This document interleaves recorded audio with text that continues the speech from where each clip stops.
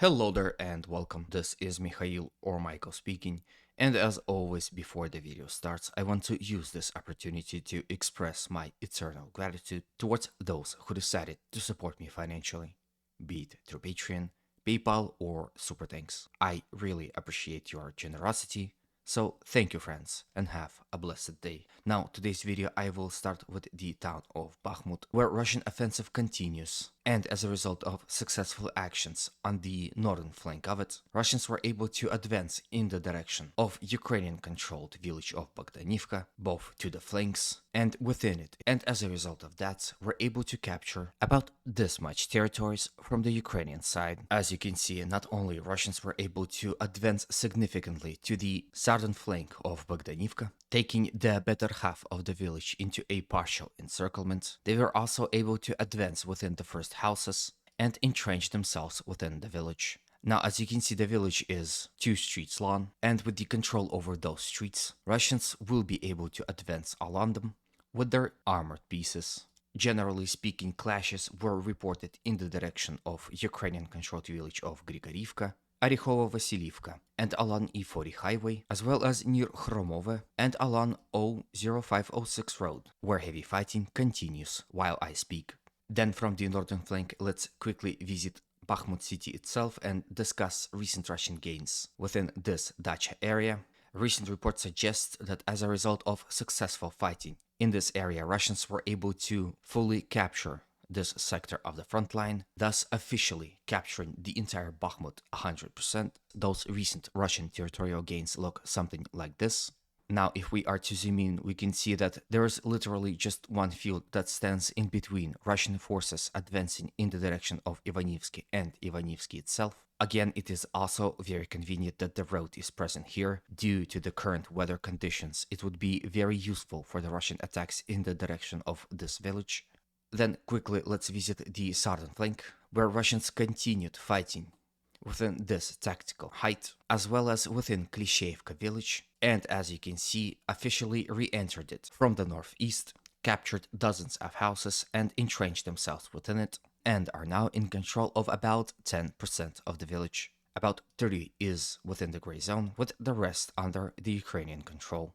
But again, due to the Russian control of the tactical heights, the general defense of the village seems very inconvenient, and it is for that reasons Ukrainians pulled out from the northeastern portion of the village a few days ago. Currently, clashes are happening within the village, with Russians advancing there ever slightly. Now, before I move to the other portions of the front, I would like to kindly ask you to consider supporting this video with a like, comment, and of course, if you haven't subscribed, a subscription. Also, some people were saying that they were not receiving notifications of my video being posted, so please also consider pressing that notification bell so that it would inform you immediately when I post a new video. Those actions are very important for this channel's growth and also shows your support towards my work. Thank you in advance, and let's continue on. From here, let's move all the way to the settlement of Avdiivka and discuss the situation here also. First, let's discuss the general situation on the northern flank, where Russian forces continued to expand their zone of control around village of Krasnogorovka, attacking in the direction of Ukrainian-controlled village of Novokalinova, fighting to the flanks and within the village of Stepove, and attacking in the general direction of dacha area located here.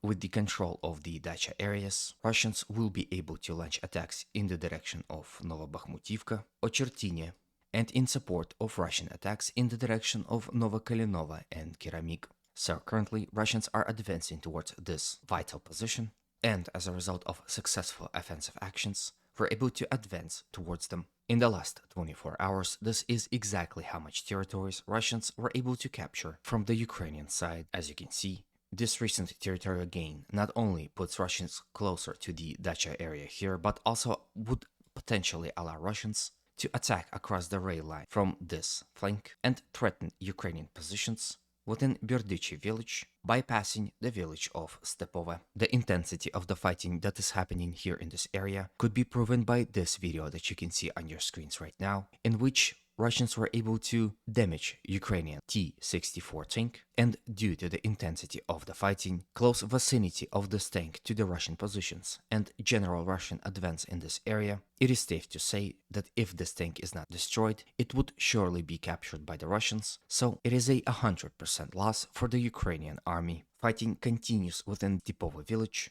where Russian attacks to the flank of the village and within it are met with fierce Ukrainian counterattacks. The location of Berdichi village is very convenient for the Ukrainian side, as it allows to accumulate forces within it to launch those attacks. So perhaps advancing towards this village from the flank will put Ukrainian forces within it under stress, and they will be forced to take defense and abandon defense of Stepova altogether.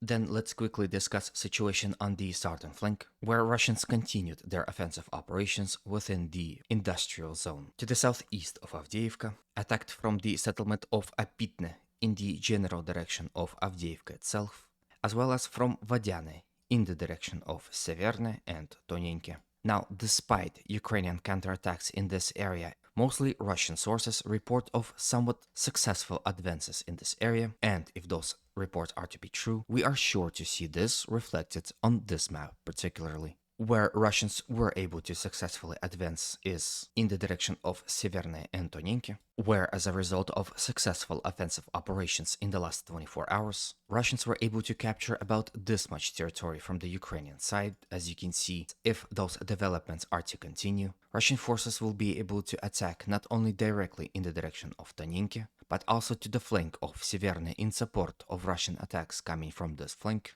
ensuring that Ukrainian forces will be overwhelmed in at least one of two villages, thus capturing at least one of them in the process.